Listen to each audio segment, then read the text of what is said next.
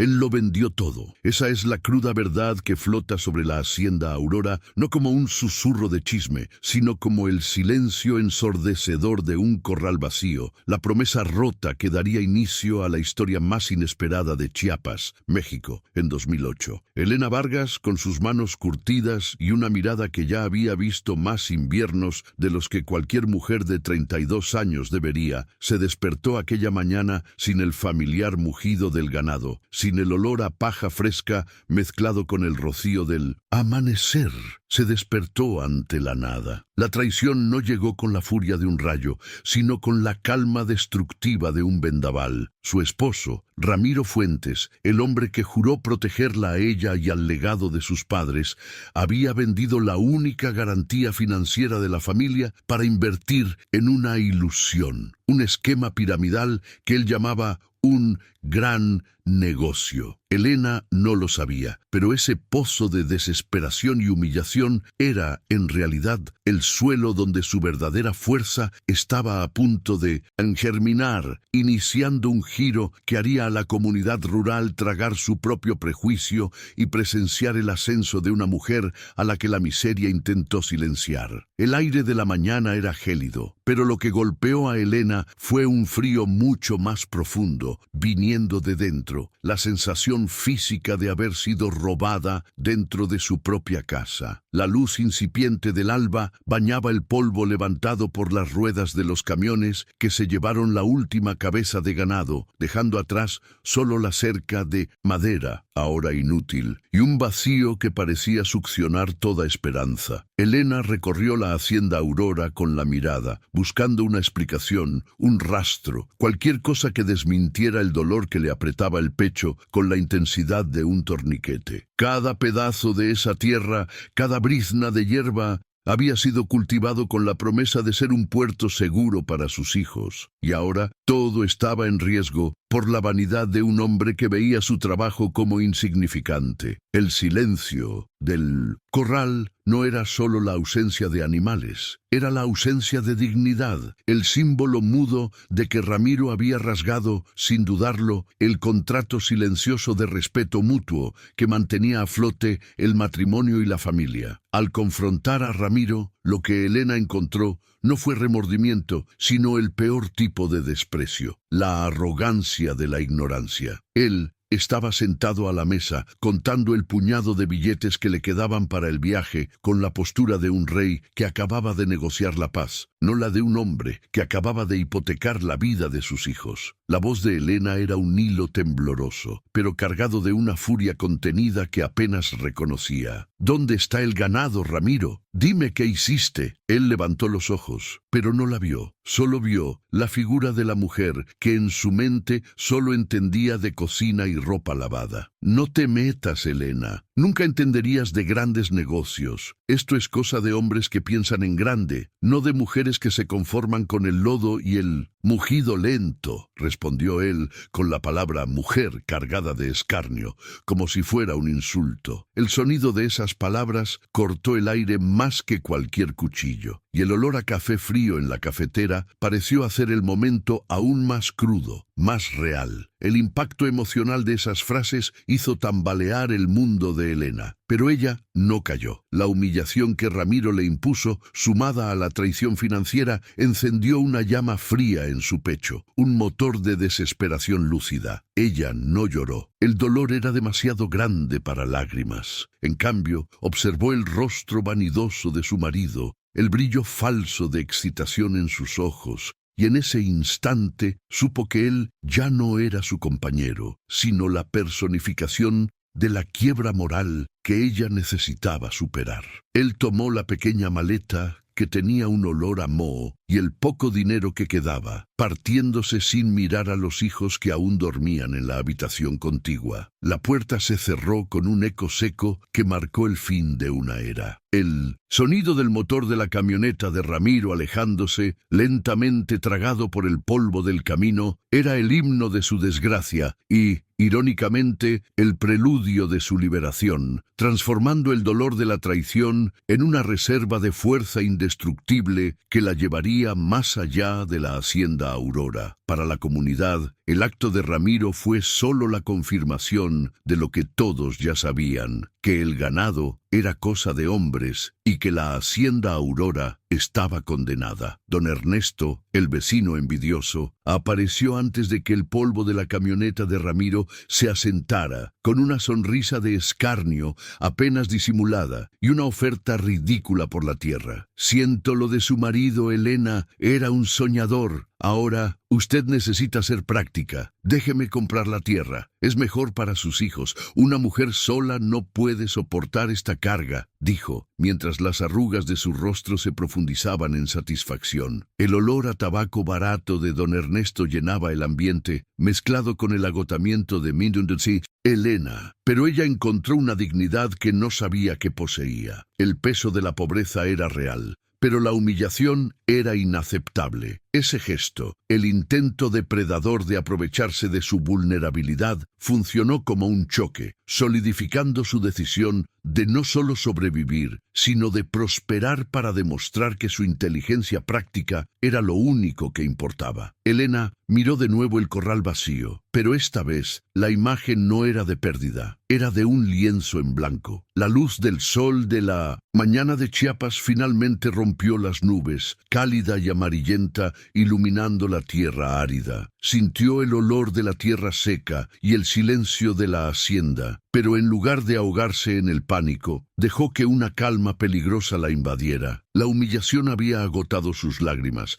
dejando atrás solo la claridad de la supervivencia. A partir de ese instante, Elena Vargas ya no era la esposa de Ramiro, sino la administradora de un futuro incierto. Su inteligencia, antes oculta en los libros de cuentas, ahora estaba expuesta, afilada por la traición y la necesidad. El escenario estaba listo para la caída, y ella sabía que la única manera de levantarse era cavar hondo en la tierra, más profundo de lo que nadie esperaba, transformando el dolor agudo en una disciplina de hierro. La caída de Elena no fue un evento singular, sino un descenso lento y doloroso a la realidad de la miseria. En los días que siguieron a la partida de Ramiro, la hacienda Aurora parecía un barco a la deriva. Cada mañana traía consigo el peso de la responsabilidad y el frío constante de la inseguridad. La mirada perspicaz de Elena, antes enfocada en hojas de cálculo de ganado, ahora se detenía en los rostros hambrientos de sus hijos, demasiado pequeños para comprender la catástrofe que se había cernido sobre ellos. El dinero que Ramiro se había llevado era la reserva para meses de insumos, y ahora lo que quedaba apenas alcanzaba para comprar lo básico en la feria del pueblo. Se vio obligada a vender pequeños objetos de valor sentimental, una a una, las pocas joyas familiares que había heredado de su madre, sintiendo a cada transacción una puñalada en el pecho, pues estaba cambiando afectos por un plato de comida, sintiendo la vergüenza arder en su piel bajo las miradas de juicio y la falsa compasión de la comunidad. El aislamiento fue casi tan destructivo como la bancarrota. En ese ambiente rural, el fracaso de un hombre recaía con el doble de fuerza sobre la mujer. Las vecinas, que antes compartían recetas y conversaciones amenas, ahora cuchicheaban sobre la pobre Elena y sobre cómo debería haber sido más sumisa a su marido. La mentalidad machista de la comunidad rural de Chiapas no perdonaba a la mujer que se atrevía a ser práctica. El consenso era que si ella hubiera sido una esposa mejor y más tradicional, Ramiro no la habría abandonado. El dolor de la traición conyugal se mezclaba con el dolor del ostracismo social, y Elena percibía, con una amargura creciente, que necesitaba luchar no solo contra la pobreza, sino contra el juicio de todos los que la veían como la culpable silenciosa del desastre, la mujer que no supo manejar su hogar y a su hombre. El sufrimiento físico comenzó a manifestarse. Elena tuvo que asumir todas las tareas de la hacienda, el trabajo pesado de antes, sumado a las obligaciones domésticas y al cuidado de los niños. Sus hombros dolían al final de cada día, castigados por el peso de los baldes de agua que necesitaba cargar desde la mina lejana, y sus manos curtidas ahora sangraban con grietas profundas causadas por el manejo constante de la tierra seca y dura. El sueño era un lujo interrumpido por pesadillas de corrales vacíos y el llanto discreto de sus hijos con hambre. Hubo una noche en particular en que se vio frente a la estufa de leña, tratando de convertir un puñado de frijoles secos y un poco de maíz en una comida decente. El olor a humo llenando el aire junto al olor de su propio sudor y agotamiento, y la fragilidad del momento la hizo sentirse minúscula, casi aplastada por la magnitud del abandono. La humillación alcanzó su punto máximo con la visita semanal al almacén del pueblo. El dueño, don Pedro, antes cordial, ahora la atendía con una frialdad profesional que era aún más dolorosa que la hostilidad abierta. Ella necesitaba pedir a crédito, rogar por un adelanto para los pocos sacos de alimento que le quedaban para unas pocas gallinas viejas, y la mirada de él, que siempre se demoraba en su expresión de cansancio, era de lástima mezclada con desconfianza. ¿Está segura de que pagará a Elena? Su marido hizo un gran desastre, dijo en una ocasión, con la voz baja para que los otros clientes no escucharan, pero el tono era más fuerte que el sonido de cualquier campana. Sentía el rostro arder, el orgullo herido en carne viva. Forzar una sonrisa, aceptar la bondad a regañadientes, era como tragar arena. Era la prueba pública y constante de su bancarrota y el peso de su deuda, aunque pequeña, parecía más pesado que las deudas de ganado que Ramiro había dejado. En medio del dolor, la figura de don Ernesto acechaba como un buitre. Aparecía en la hacienda Aurora con la regularidad de un cobrador de impuestos, siempre trayendo consigo una botella de tequila barata y la misma propuesta indecente. Elena, deje de sufrir, yo me encargo de las tierras, usted puede trabajar para mí, aquí mismo, como lavandera, y yo le daré un lugar donde vivir y comida, decía él, con un tono que sonaba más a limosna que a ayuda. El olor alcohólico en su aliento era nauseabundo, pero lo peor era la forma en que sus ojos escudriñaban la hacienda, calculando cuánto podría ganar con su desgracia. A cada rechazo firme de Elena, él dejaba un rastro de amenaza velada, recordándole la soledad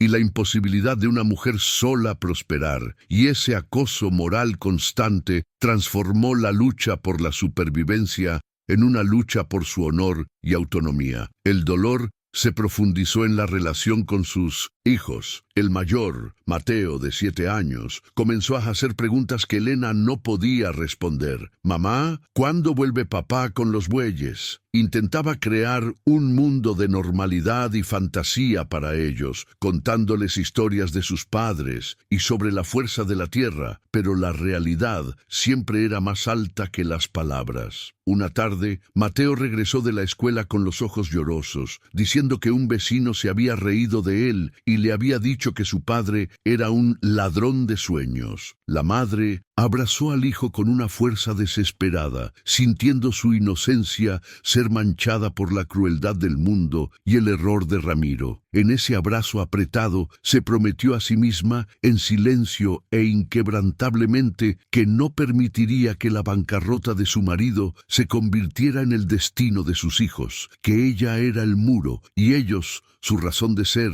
la última y más importante promesa a cumplir. Las noches eran las más largas. Después de que los niños se dormían, Elena se quedaba en la cocina, oscura, con solo la luz parpadeante de un farol de queroseno, repasando los números, intentando desesperadamente encontrar una salida en su pequeño libro de cuentas, donde los gastos siempre superaban a los ingresos. El chisporroteo del farol era el único sonido, y el olor a polvo y esperanza menguante era opresivo. Hojeaba los documentos de la hacienda, las antiguas licencias y los planes de ganado que ella había elaborado, garabateados en tinta negra y ahora inútiles. La visión de los números en rojo, el saldo deudor que crecía cada día, la hacía sentir aturdida, y el peso de la imposibilidad parecía tangible, como si el aire se estuviera volviendo cada vez más denso, asfixiándola. Hubo un momento de total desesperación, una mañana en que el sol parecía gris. Elena había cocinado el último puñado de arroz y se dio cuenta de que no quedaba nada, ni siquiera los granos que podían ser plantados. Se sentó en el porche, la cabeza entre las manos, sintiendo la tierra seca entre los dedos. La visión de un pequeño polluelo picoteando un insecto en el suelo la sacó del estupor. Era una escena pequeña, pero poderosa,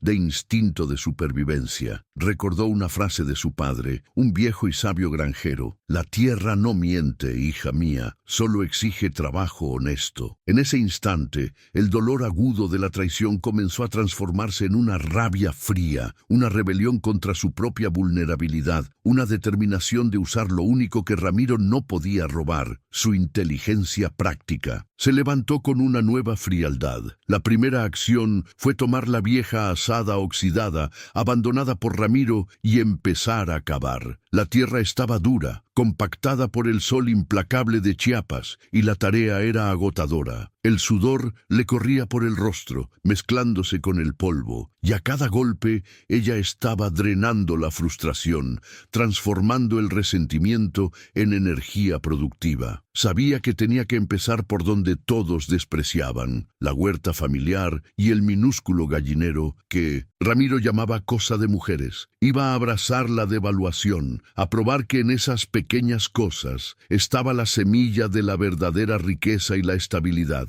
La soledad era su única aliada. No había nadie para ayudar con el trabajo pesado, solo ella y la sombra alargada de la mañana. La rutina era brutal. Se levantaba antes del gallo para cuidar a los pocos animales, plantaba y cosechaba en la huerta, preparaba la comida de los niños, y cuando caía la noche, leía, a la luz del farol, los viejos libros de agronomía de su padre y los folletos de cría de cerdos que había conseguido prestados en la biblioteca del pueblo. El olor a tinta vieja y papel mohoso era ahora su perfume de esperanza. No buscaba un milagro, sino un método, una forma de optimizar cada semilla, cada palmo de tierra, cada gramo de alimento. Estaba cambiando la fe ciega en un hombre por la fe resiliente en la ciencia de la tierra. Las primeras lluvias de la estación llegaron, y la hacienda Aurora, por un breve momento, respiró. El olor a tierra mojada era vigorizante, pero la lluvia también traía nuevos problemas. La humedad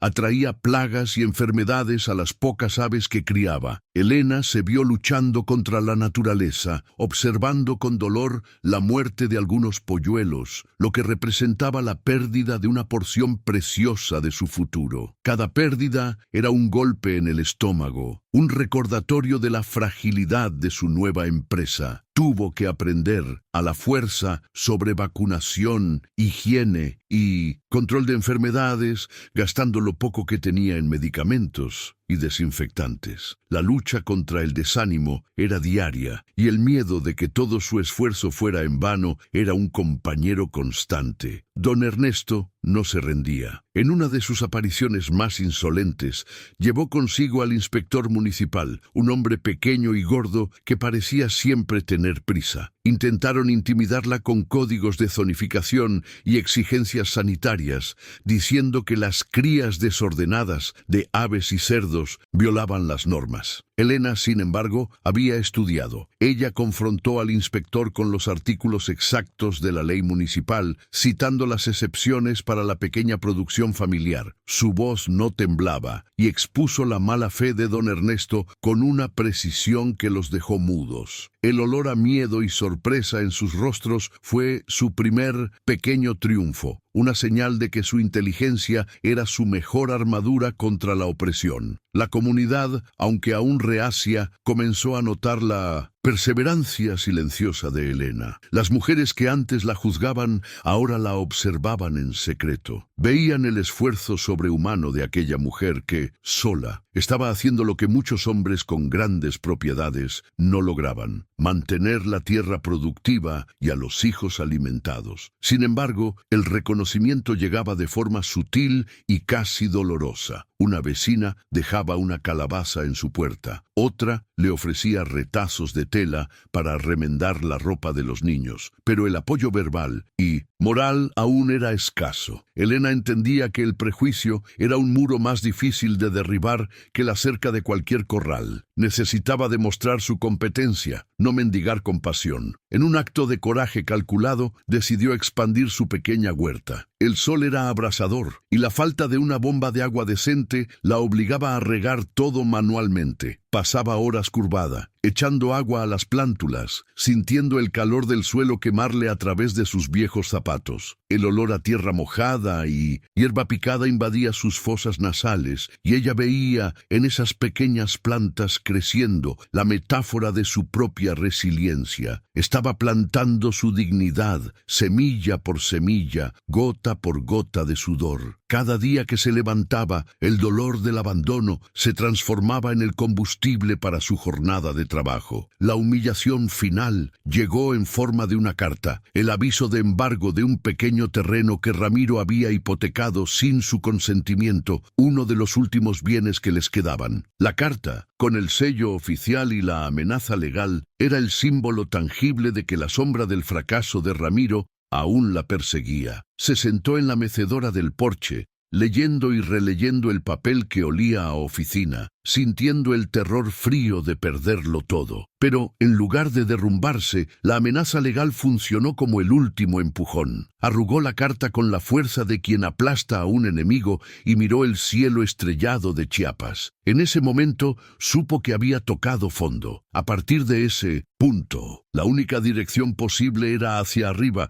y haría cualquier cosa para no volver a sentir el dolor paralizante de la vulnerabilidad. Se resistió a la caridad y al asedio de don Ernesto. Comprendió que aceptar la limosna sería ceder el control de su vida. En cambio, se aferró al pequeño gallinero, que Ramiro ridiculizaba por ser cosa de mujeres. Ella no vio solo gallinas, vio la posibilidad de un ciclo de vida rápido y un retorno financiero en semanas, no en meses como el ganado. Su enfoque inmediato cambió del pasto a los detalles microscópicos de la cría, la calidad del alimento, la ventilación del gallinero y el estricto control de la temperatura. Invirtió el último centavo que tenía en semillas de maíz y salvado de soja, olores que se mezclaban en el aire cálido y seco, representando el olor del reinicio. Su mente práctica, que antes administraba el ganado, ahora estaba totalmente enfocada en maximizar el espacio y los recursos, transformando la humillación en una disciplina espartana de trabajo. El trabajo se convirtió en su refugio y su oración. Elena se levantaba a las 4 de la mañana, antes del canto del gallo, y trabajaba hasta que la noche se tragaba la luz. Estudiaba obsesivamente, usando la pequeña biblioteca de la iglesia y los folletos de extensión rural que logró encontrar. El olor a papel viejo y moho, antes de desesperación, ahora era el olor del conocimiento. Descubrió la importancia de la genética y comenzó un proceso selectivo y minucioso con sus aves y cerdos, aprendiendo a cruzar razas para obtener mayor rendimiento de carne en menor tiempo. El sonido constante del cacareo y el gruñido de los cerdos, que para Ramiro eran solo ruidos, para Elena eran el corazón palpitante de su nueva economía. Estaba construyendo su imperio desde cero, ladrillo a ladrillo, no con fuerza bruta, sino con la inteligencia de la persistencia, rechazando la pereza vanidosa que había destruido su pasado. Elena desarrolló un método de riego por goteo improvisado para la huerta, usando botellas de plástico viejas y cordel, una solución ingeniosa que la liberó del trabajo agotador de acarrear agua de la mina. El sonido rítmico del goteo en la tierra seca era la melodía de su autonomía. Las primeras cosechas fueron modestas, pero suficientes para alimentar a sus hijos y generar un pequeño excedente que vendía en la feria local. El olor a cilantro y tomate fresco, mezclado con el calor del mercado, era la prueba tangible de su resiliencia. Por primera vez en meses, no necesitaba pedir a crédito. La comunidad, observando su dignidad inquebrantable y la calidad de sus productos, comenzó a respetarla. Estaba demostrando que la riqueza no reside en el tamaño de la inversión, sino en la inteligencia de la gestión, desbaratando el mito de que el trabajo de mujer era menos importante o menos rentable que el trabajo de hombre. El punto de inflexión en su mentalidad llegó cuando tuvo que construir un nuevo corral para los cerdos en crecimiento. No tenía dinero para contratar mano de obra. Con la ayuda rudimentaria de Mateo, su hijo mayor, y usando maderas de demolición y el resto de cemento que Ramiro había dejado, ella misma construyó la estructura. El peso físico de la azada y la pala era agotador, pero sentía en cada martillazo que estaba reconstruyendo no solo un chiquero, sino su propia autoestima. El olor a polvo, sudor y cemento mojado era su perfume de reconstrucción. Cuando se fijó el último clavo y la estructura se mantuvo firme, sintió una satisfacción pura, un tipo de fuerza que nunca había sentido junto a Ramiro. Era la fuerza del hacer, la prueba de que su capacidad de gestión se extendía mucho más allá del papel y el bolígrafo. Para combatir la desconfianza de la comunidad y la envidia de don Ernesto, Elena decidió formalizar su pequeño negocio. Comenzó a registrar meticulosamente cada gasto e ingreso, aplicando sus conocimientos de contabilidad con rigor militar. El olor a tinta y papel nuevo en su pequeña oficina improvisada, un rincón limpio en la cocina, contrastaba con la suciedad del trabajo de campo. Creó un pequeño manual de buenas prácticas sanitarias que exhibía con orgullo. Cuando el inspector municipal, nuevamente manipulado por don Ernesto, apareció, encontró a una mujer no solo preparada, sino organizada de manera impecable, con todos los permisos y registros en regla, demostrando que su cosa de mujeres era, en realidad, un negocio legítimo y bien administrado, basado en la transparencia y el método. La noticia de su dedicación comenzó a correr. La gente venía a la Hacienda Aurora no solo a comprar huevos y carne de cerdo, sino a aprender sobre el método de Elena. Notó que la raza de cerdos que había seleccionado, que crecía más rápido y era más resistente a las enfermedades, estaba generando una demanda inesperada. Comenzó a vender no solo la carne, sino los propios lechones para cría. Este cambio de producto, de commodity a insumo, fue la primera señal de su perspicacia empresarial. El sonido del dinero entrando, el ruido metálico de las monedas, era un sonido de victoria. Estaba transformando la tierra estigmatizada por la bancarrota de Ramiro en una escuela de éxito rural basada en la competencia y la humildad del trabajo manual. El olor a lluvia era su única pausa. Una noche, durante una fuerte tormenta, Elena observaba el agua caer sobre el techo de zinc, el sonido estruendoso del trueno amplificando la sensación de aislamiento, pero ahora no de desesperación. Estaba exhausta, pero segura. Utilizó ese tiempo para releer los viejos diarios de su padre, encontrando no solo recuerdos, sino consejos prácticos sobre rotación de cultivos y conservación del suelo. Se dio cuenta de que su trabajo no era solo por ganancias, era para honrar el legado de sus padres, que Ramiro había despreciado. Estaba curando la herida de la tierra, que había sido explotada y abandonada por la ambición vacía de un hombre. Un diálogo marcado ocurrió con un viejo granjero vecino, el señor Evaristo, conocido por su escepticismo. Vino a comprar un lechón, pero se quedó a observar el corral recién construido. «Hiciste un buen trabajo, Elena. Fuerte, bien ventilado», dijo él con voz áspera, pero respetuosa. Elena respondió sin arrogancia. «La tierra solo necesita cuidado y método, señor Evaristo, no grandes promesas». El anciano sonrió, asintiendo con la cabeza. «Tu marido era un tonto. Creía que la suerte estaba en la capital, pero la verdadera mina de oro estaba bajo sus pies, y tú fuiste la única en cavar». El olor a tierra húmeda y el reconocimiento sincero del anciano fueron más valiosos que cualquier dinero, marcando el inicio de la aceptación y el respeto de la vieja guardia. La resistencia de Elena se solidificó en forma de inversión estratégica. No gastó las crecientes ganancias, las invirtió en mejoras, un pequeño sistema de filtración de agua para garantizar la salud de los animales y la compra de una incubadora eléctrica de segunda mano. El zumbido constante de la incubadora era el sonido de un futuro que ella controlaba. Estaba verticalizando el negocio. No compraba más crías, las producía, reduciendo costos y aumentando la calidad. Esta visión a largo plazo, contrastando con la prisa de Ramiro, era su arma secreta, la prueba de que la inteligencia práctica aplicada a escala familiar podía superar la codicia del gran negocio. Comenzó a crear una red de apoyo. Al darse cuenta de que el transporte de Mindoditsit, carne y animales, era su mayor cuello de botella, se unió a un grupo de pequeñas productoras de vegetales de la región. Compartían los costos de un camión para llevar los productos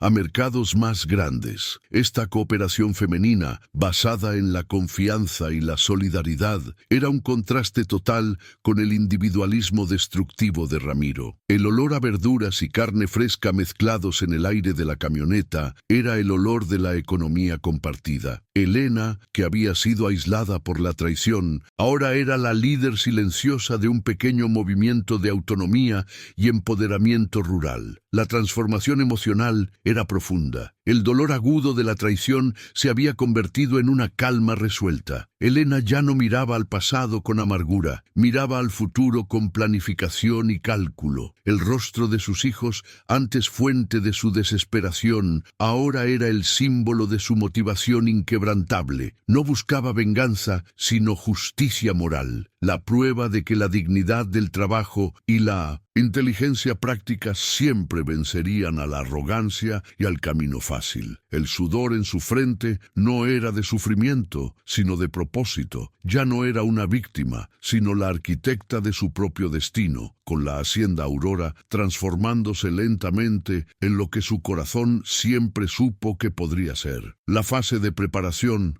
estaba completa. 5 años pasaron desde la partida de Ramiro. La hacienda Aurora ya no tenía ganado, pero era un complejo de avicultura y porcicultura respetable. El olor a nidos, tierra removida y limpieza profunda sustituía el olor a abandono. Elena había pagado todas las deudas y transformado el pequeño terreno hipotecado en un campo fértil para forraje animal. El siguiente paso ya no era solo sobrevivir, sino dominar. El escenario estaba listo para el giro, un momento catalizador que llevaría su pequeña victoria regional a un nuevo nivel, demostrando a Chiapas y a sí misma que su trabajo era, de hecho, un gran negocio. El verdadero punto de inflexión en el viaje de Minsetosden, Elena, el momento en que la resiliencia se transformó en dominio, no fue solo el aumento de la producción, sino la decisión de verticalizar el negocio. Se dio cuenta de que vender la carne de cerdo y las aves en bruto a intermediarios significaba perder el margen de beneficio más valioso. Era hora de dejar de ser solo productora y convertirse también en procesadora. Esta idea,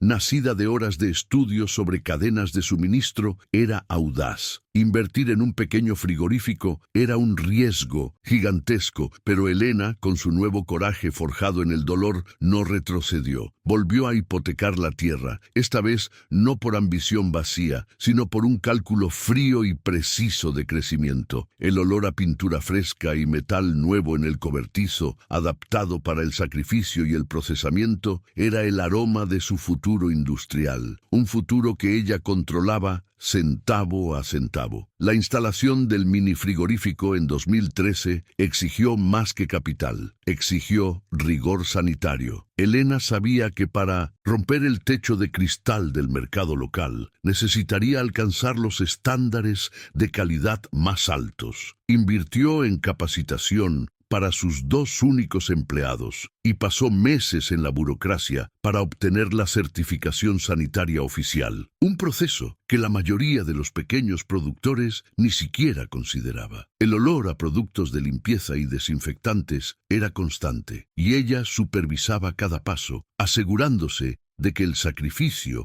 y el enfriamiento siguieran las normas más estrictas. Esta atención maníaca a los detalles era su firma de calidad, la prueba silenciosa de que su negocio era serio y apuntaba al largo plazo, diferenciándose de la producción informal de la vecindad. El momento exacto del giro ocurrió una mañana de martes, bajo el calor seco de la sede de la Hacienda Aurora, ahora apodada la patrona de la Hacienda Aurora, por su reputación de organización y competencia. Elena estaba en una reunión con el representante de un gran centro de distribución de la Ciudad de México, un hombre de traje y corbata y escéptico llamado señor Ramos. Había viajado a Chiapas para verificar si el rumor sobre la calidad excepcional de la carne de la pequeña granja era verdadero. Olfateó, inspeccionó y cuestionó cada parte del proceso, desde el gallinero hasta el empaque, el olor a ozono y carne fresca en el aire. La frialdad profesional de Elena y la impecabilidad de sus registros lo impresionaron. La tensión en la sala era palpable. Elena, vestida con un delantal limpio y una camisa de algodón, pero con la postura de una CEO, presentó los números, la eficiencia de su genética porcina,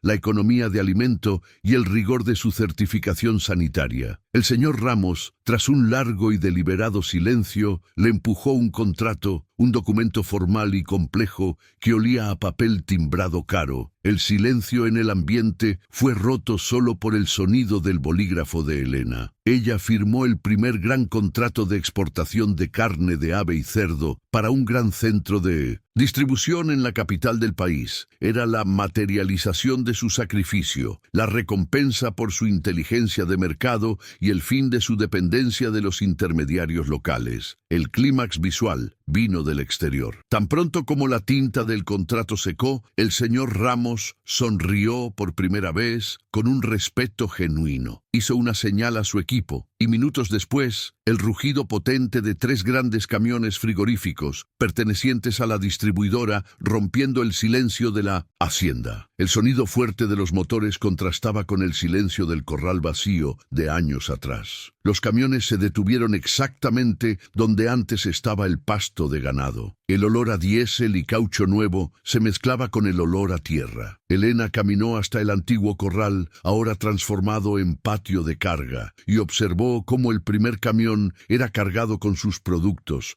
empaquetados y etiquetados con el nombre de su empresa. En ese preciso instante, don Ernesto, que espiaba desde lejos montado en su caballo, vio la escena, vio la magnitud de los camiones, el emblema de la gran distribuidora de Ramos y la figura de Elena, ahora estrechando la mano del ejecutivo con la autoridad de una socia de negocios. La sonrisa de don Ernesto desapareció, reemplazada por una expresión de incredulidad y amargura. El olor a polvo levantado por los grandes vehículos era el olor de su derrota. El prejuicio de la comunidad de que la mujer no entiende de negocios había sido aplastado por el peso de la prueba, un negocio que superaba con creces las posesiones y la ambición de don Ernesto. El giro no era solo sobre dinero, era sobre el reconocimiento tácito. El señor Ramos miró el antiguo corral y preguntó por la historia de la hacienda. Elena resumió la partida de Ramiro con dignidad, sin rencor, enfocándose en el método y la reconstrucción. Ramos respondió: su historia, Elena, es un activo. Sus productos tienen calidad, pero su resiliencia tiene valor. Demuestra que lo que hacemos aquí es sólido,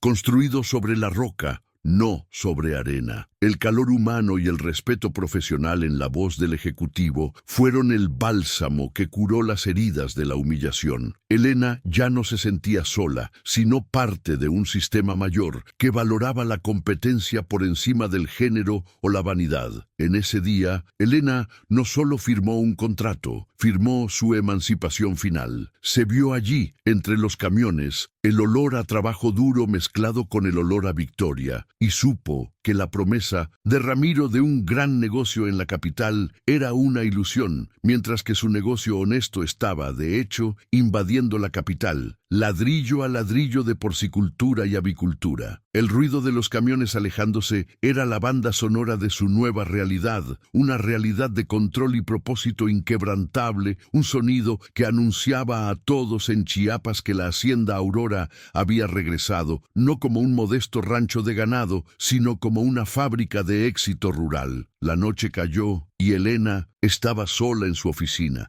exhausta, pero con el alma en paz. Tomó el viejo libro de cuentas, donde las primeras páginas tenían números en rojo y el rastro de lágrimas silenciosas, y miró la última página, llena de ceros en tinta negra y el saldo creciente. No lloró de alegría, sino que sonrió con la satisfacción del trabajo bien hecho. El olor a papel y éxito era su nuevo mantra. Había transformado la traición en método y la humillación en fuerza de mercado. El futuro era incierto, pero ahora era moldeado por sus manos curtidas y su mente aguda. El ascenso apenas comenzaba y estaba lista para demostrar que la justicia moral se construye con trabajo, no con esperanza vacía. El ascenso de Elena estuvo marcado por la expansión práctica y calculada, un contraste directo con la ambición aérea de Ramiro. En los 2 años siguientes al contrato de exportación, la hacienda Aurora, a la que rebautizó como Aurora Productora, se convirtió en un referente de excelencia sanitaria. La ganancia, antes reinvertida en materiales básicos, ahora financiaba la modernización. Construyó nuevos cobertizos con sistemas de ventilación automatizados, garantizando el bienestar animal y la consistencia de la carne, una decisión que elevó sus estándares por encima de la competencia regional. El sonido de los generadores en funcionamiento, manteniendo la refrigeración del frigorífico, era un himno a la estabilidad que había conquistado. El olor a alimento balanceado y limpieza profunda sustituía el olor a abandono, probando a la comunidad que el éxito venía del método y la inversión continua, y no de la suerte o la especulación. El reconocimiento práctico llegó de forma poderosa. Los grandes compradores de la capital, impresionados con la disciplina de entrega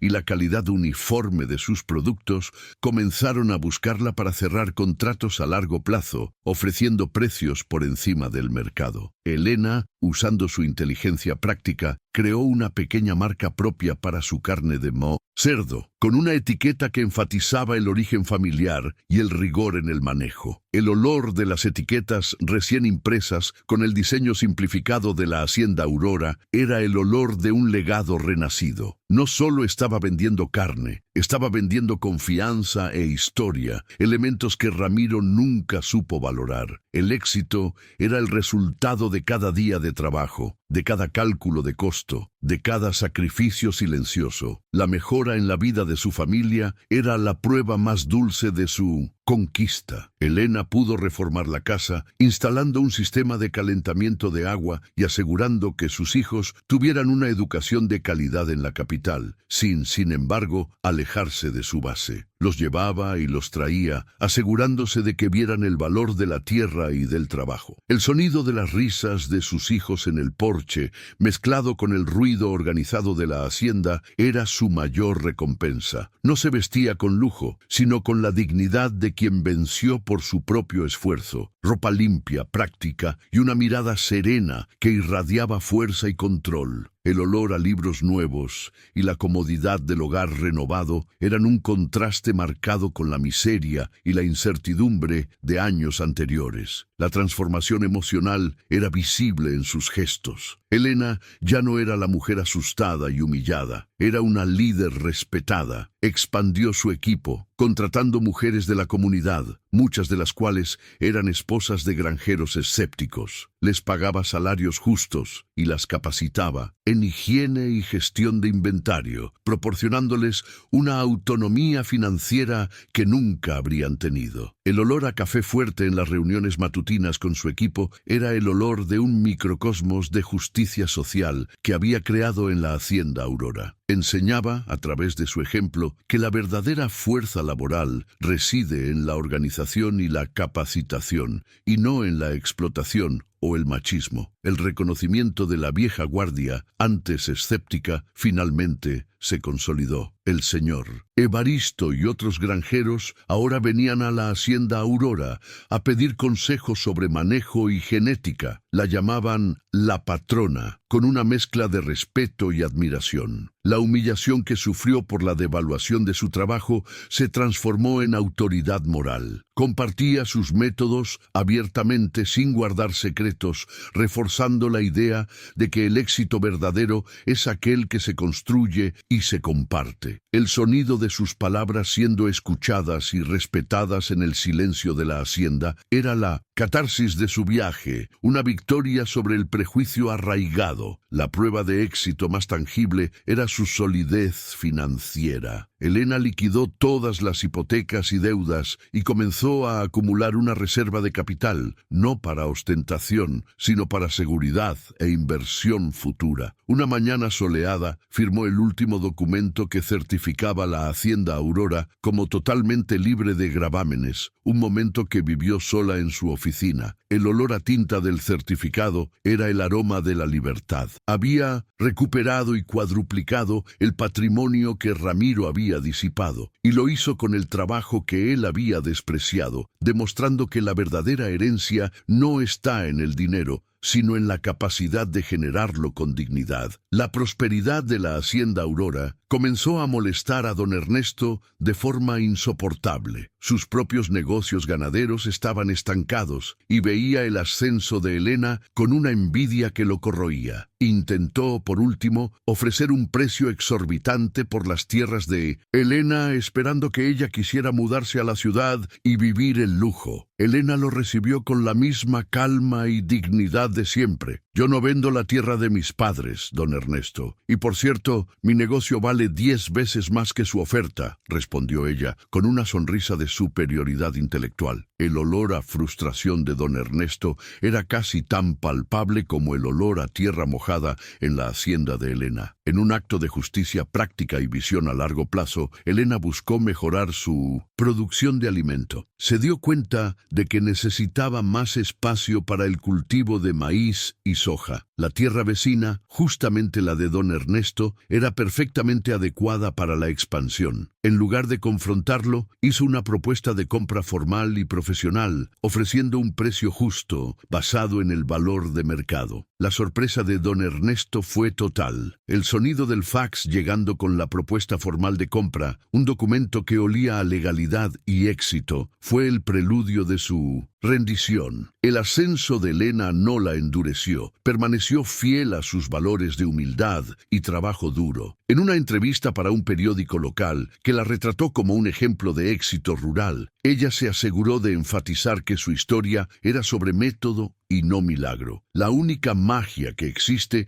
es el trabajo diario y la negativa a aceptar que la opinión ajena defina tu valor, dijo, con sus manos curtidas en evidencia. El olor a papel de periódico y tinta fresca difundiendo su historia de superación era el reconocimiento público de su dignidad y carácter. La hacienda Aurora se convirtió en un centro de innovación rural. Elena invirtió en la instalación de paneles solares para reducir el costo de la refrigeración, una medida de sostenibilidad que generaba ahorro y respeto ambiental. El silencio eficiente de los paneles, capturando la energía del sol de Chiapas, era el símbolo de su gestión inteligente. Estaba demostrando que el trabajo en el campo podía ser moderno, lucrativo y ecológicamente consciente, desmitificando la idea de que el éxito rural está ligado solo a la explotación extensiva. Su legado se estaba construyendo. Los hijos crecían en un ambiente de seguridad y respeto por el trabajo. Veían a su madre no como una víctima, sino como la patrona inquebrantable de un negocio próspero, construido sobre la roca de la traición. Aprendían que la verdadera riqueza no se encuentra en los atajos, sino en la perspicacia, la honestidad y la capacidad de gestión. El olor a hogar y prosperidad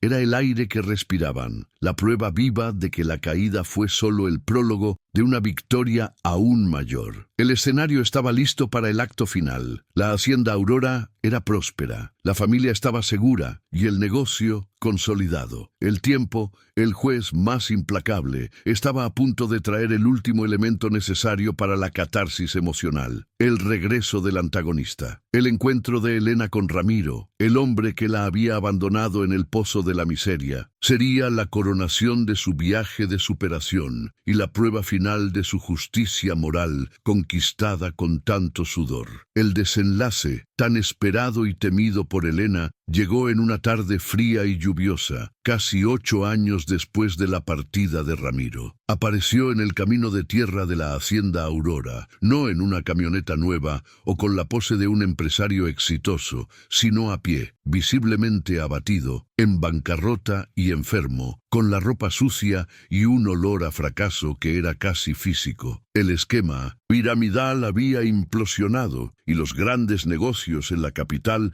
lo habían masticado y escupido. No encontró a la mujer vulnerable que había abandonado, sino una hacienda vibrante y próspera, con el sonido organizado de maquinaria y el olor de una empresa en funcionamiento. El contraste entre la arrogancia de su partida y la humillación de su regreso era la personificación de la justicia poética. Ramiro no tuvo el valor de ir al campo de procesamiento. Buscó el hogar, la vieja cocina. Encontró a Elena, no con un delantal de cocinera, sino en su oficina, en la antigua sala de estar, inmersa en hojas de cálculo y llamadas telefónicas, con la voz firme y profesional, discutiendo un envío de exportación. Al verla, se derrumbó, no en arrepentimiento genuino por la traición, sino en súplica desesperada de ayuda. El rostro pálido y marcado por la enfermedad y la derrota, cayó de rodillas, el olor a humedad y desesperación llenando el aire, y murmuró palabras incoherentes sobre cómo el mundo era injusto y cómo necesitaba una oportunidad. La reacción de Elena no fue de venganza, sino de una dignidad imponente y sorprendente. Lo observó por un largo momento, sin ira, solo con la fría claridad de quien ha superado el dolor. No desperdició palabras en rencor, sino que ofreció lo único que un hombre como Ramiro necesitaba: la oportunidad de reconquistar la dignidad a través del trabajo honesto. Puedes quedarte, Ramiro, pero no como mi marido ni como mi socio. Aquí hay mucho trabajo pesado. Puedes ser uno de mis empleados, trabajando bajo mis órdenes. El pago será justo y tendrás un techo y comida, siempre y cuando honres el trabajo. Es tu oportunidad de pagar por lo que te hiciste a ti mismo y a esta tierra, declaró ella. El impacto de la oferta fue doble. Ramiro aceptó el empleo, totalmente subyugado por su propia bancarrota y por la superioridad moral y práctica de Elena, comenzando a trabajar en el sector de limpieza de los cobertizos, un símbolo de su rebajamiento a la humildad.